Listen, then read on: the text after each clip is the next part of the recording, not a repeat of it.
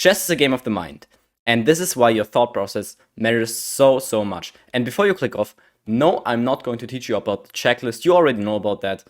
I'm actually going to teach you a deep, advanced concept that helps you understand each position and then teach you the thought process in these kind of positions. I will teach you this by this game between two very strong grandmasters, Elshan Murad Diabadi against Nicholas Huschenbeth.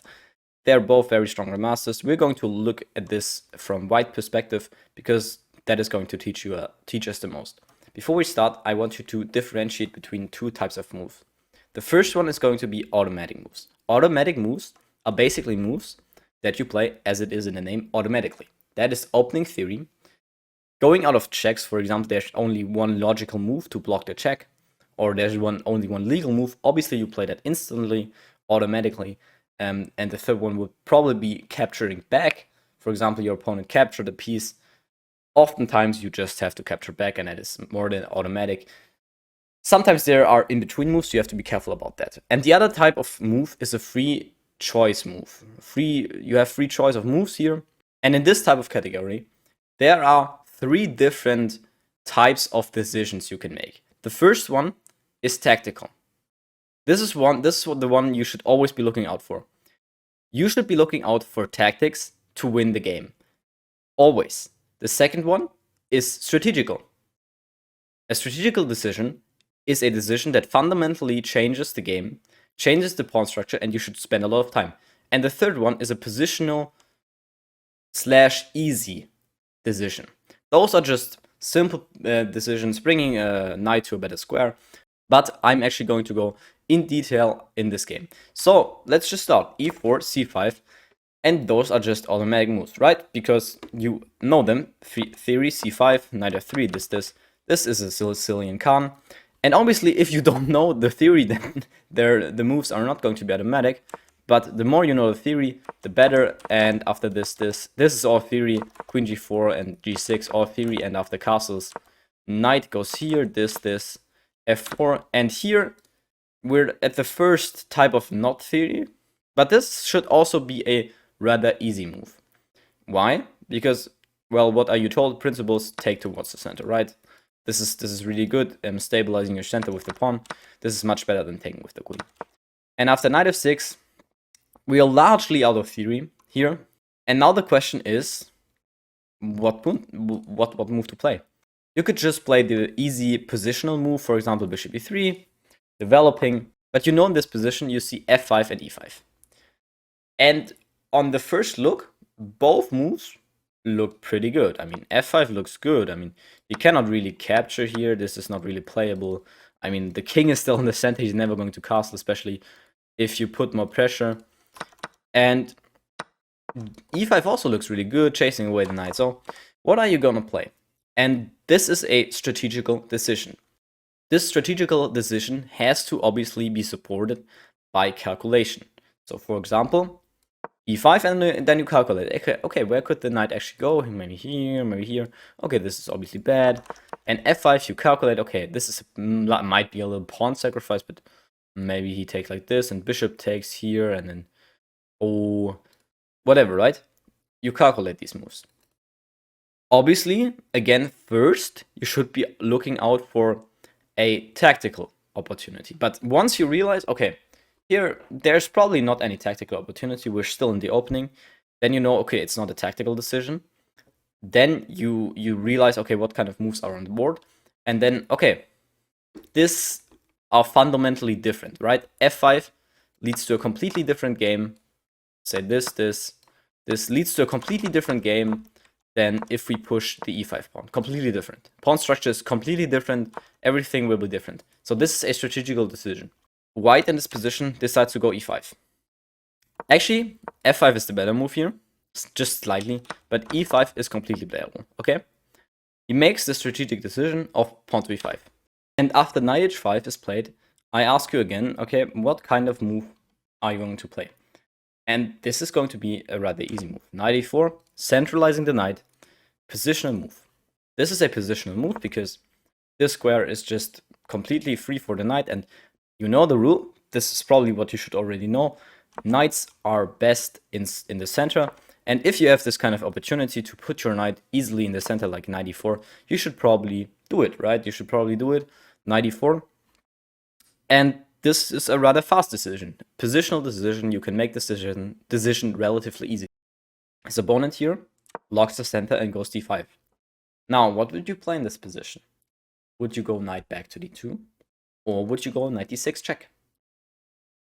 Both seem playable, but it's a very strategic decision. This here is a pawn sacrifice. And after the bishop takes, pawn is going to take. Let's say the queen immediately takes. Oops, bishop e3, for example. And you cannot castle because bishop c5 is in a position. And it's really bad, so maybe he cannot take the pawn, maybe he castles first. Still go here, maybe he plays b6 to prevent this. And let's say you go here, and already you can see the compensation you're having, right? Because bishop here is really bad, and all of the pawns are on light squares. You're dominating his weak black square, his weak dark squares. And this means, okay, do I now go for the strategic decision, sacrificing the pawn here? He's probably going to take. And then you have to think, okay, what do I want to do this or do I not want to do this? And this obviously also very much depends on your style. If you're a really dynamic player who likes to sacrifice pieces and pawns, obviously you go for this. Obviously. And if you're a rather positional player, you might not be so comfortable with sacrificing this. And White also played this. He went back to d2. He was not as comfortable with his knight on d6. Bishop d7, trying to get his knight, his bishop here. That is also a rather easy decision for black. And now knight f3. Again, a rather easy decision. Knight f3, I mean, knight was blocking the bishop. The knight needs to move, and f3 is the most natural square for a knight to be. So why not go to f3? And you can already see in this position, there's a very natural square for d4 in this position. Rook c8. Natural. Bishop e3, again, very easy. Positional. Don't have to think about this much. Play this fast. Positional moves, they are basically the moves you would play in a blitz game. Ask yourself, okay, what would I play in a blitz game? Bishop e3. Instant. Castles. And now, you can, again, what would you play in a blitz game? Positional move, rook c1. But in this position, you don't actually have to do this, because the c file, after, not g4, after knight here, is completely blocked. And black has no infiltration ever. So g4 is played by white. This is also a very easy decision in my opinion, because g4, the knight has to go back, only a move. And you can see already this position for black looks terrifying, really bad. He's going to attack on the king side. And for some people, this might not be an easy to make decision because you're weakening and pushing pawns in front of your king. But honestly, look at the position. If you're not playing this like a complete idiot, there's no way black can ever attack you on the king side and like make use of this, okay? And now the knight comes to d4. I told you c2 needs to be blocked. There's one more thing about positional decisions.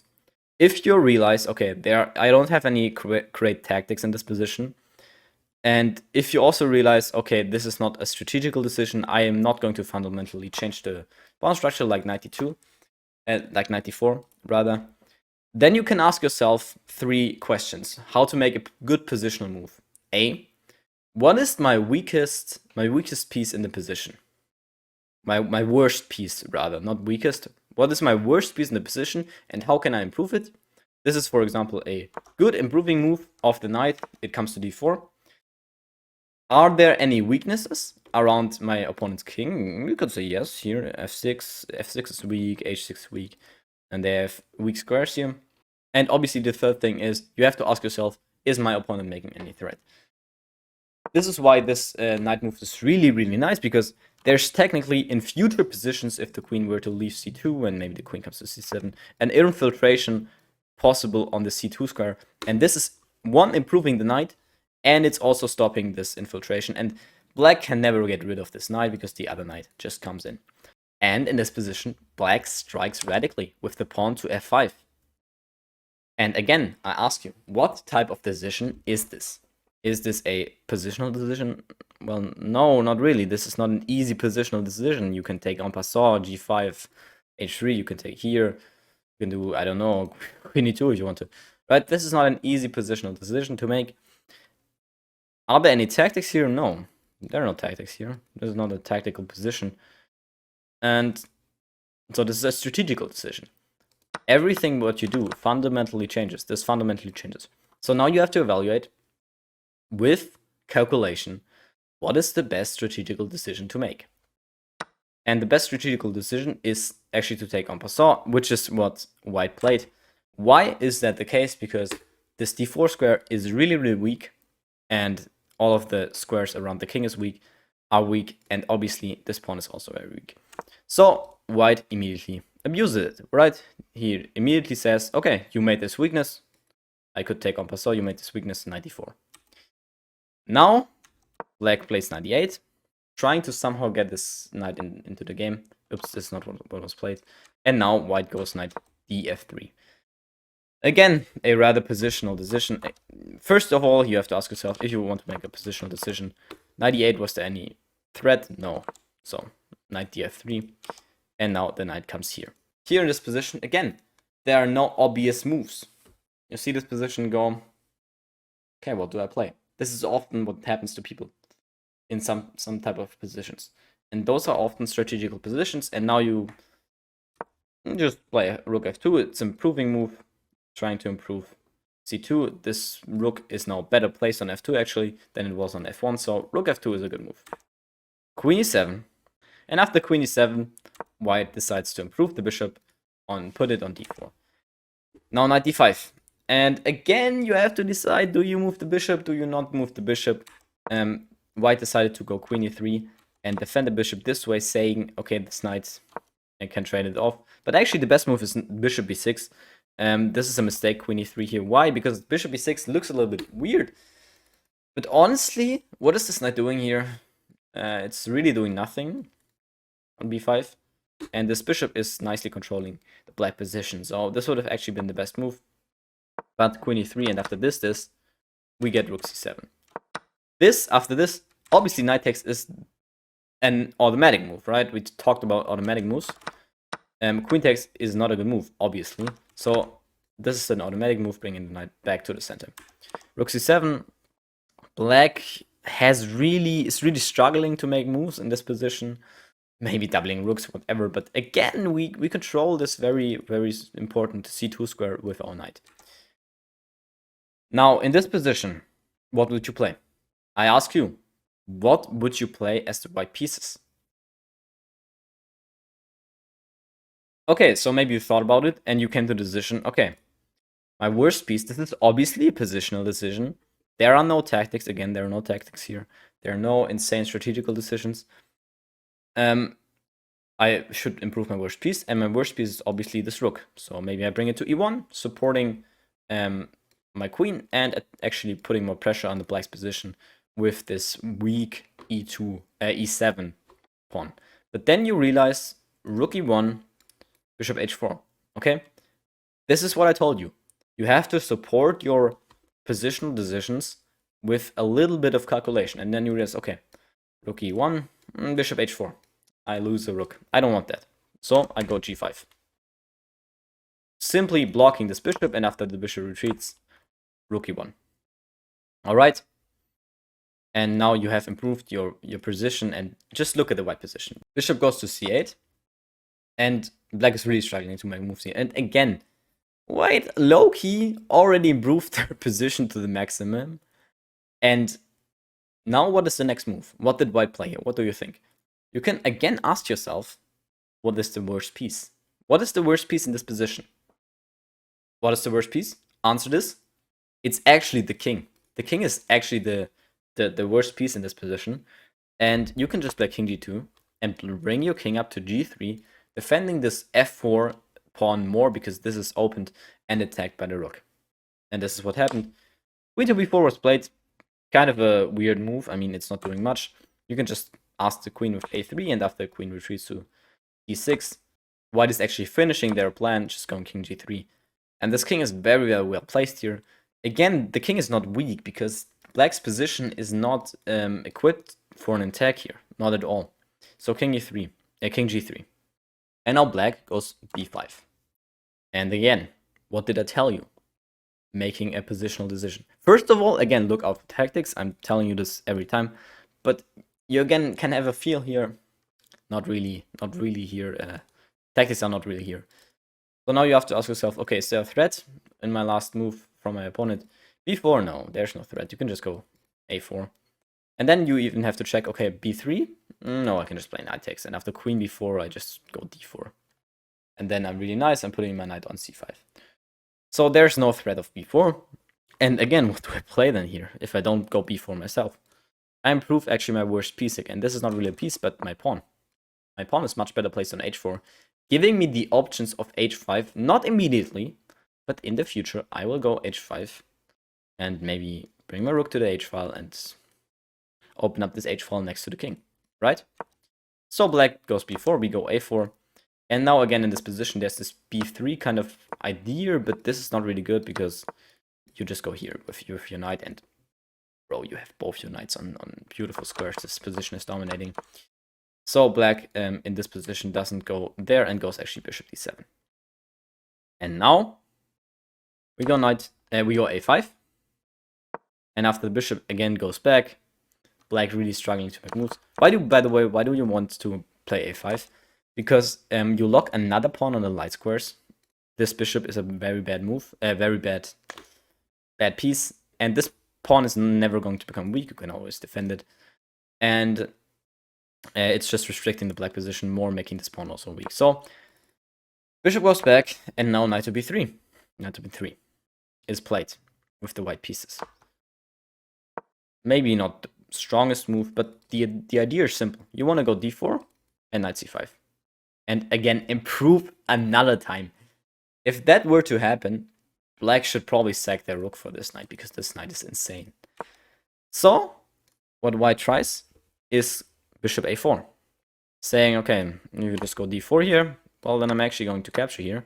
And you lost your whole advantage. But, what have I told you? Look out for tactics first.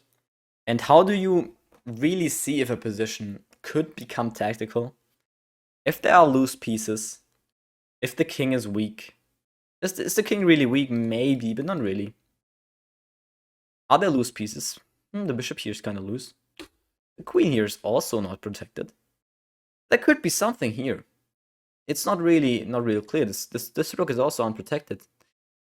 So maybe there's something here. And this is an advanced move. A lot of people will miss this move.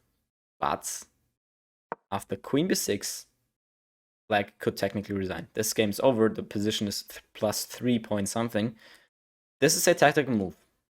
Obviously the bishop is hanging, but also is the queen. But so is the queen. After you see this move, you're probably sitting at your screen right now and thinking, yeah, obviously this has to be the move. That's such a nice move, right? But if you don't see this move, I don't know what you play in this position. But this move is really nice. You have now found the tactic, and you have basically lost the game here with the black pieces. Why? Because if you actually take this queen, then this rook is attacked, so the rook cannot go here because this fork, and then you would lose a piece. So the rook has to play, let's say, here, and then again knight c5. And no, obviously not knight c5. First you push this pawn, and he has to go here, and then knight c5. And the bishop is attacked, and in this position you can probably stop calculating. You see that this is going to be opened. The knight are monsters. You're also threatening this fork. I mean, if there's this controlled, so I don't know where the bishop's going to go. Is it going to go to e8? This looks miserable for black. You're going to win this pawn. You can stop calculating at that point. Same thing here. If, let's say, the queen just retreats, you actually also probably win because you just go knight d4. And this is terrible. You're going to win this pawn. You're probably going to win this pawn. And this pawn is hanging anyway, so this position already is falling apart for black. There's no hope. What happened in the game was bishop takes e5. And this is also a rather automatic move. F takes. And now the queen is forced to take. And after this, rook takes f2.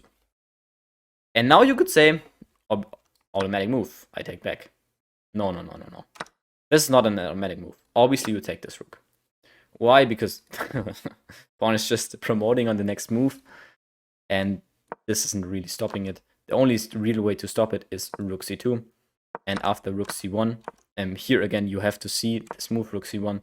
This is obviously not possible because then takes and promote, and now this is the onlyest move.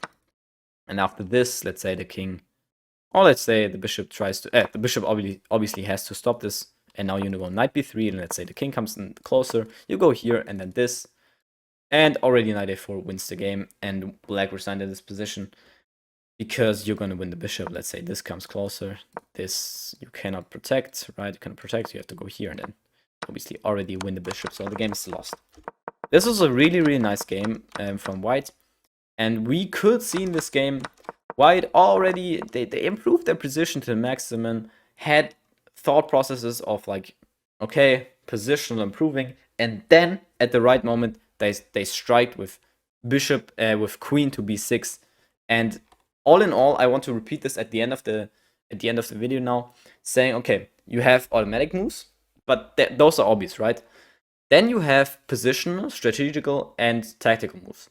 First, when you're in position, look out for tactical moves. You can actually feel this. I'm convinced that most players have this kind of, okay, wait, there could be something in this position. If you realize, okay, there's probably not something in this position, there's no sacrifice here whatsoever, then you see, okay, do I have some moves like we had in this position, right?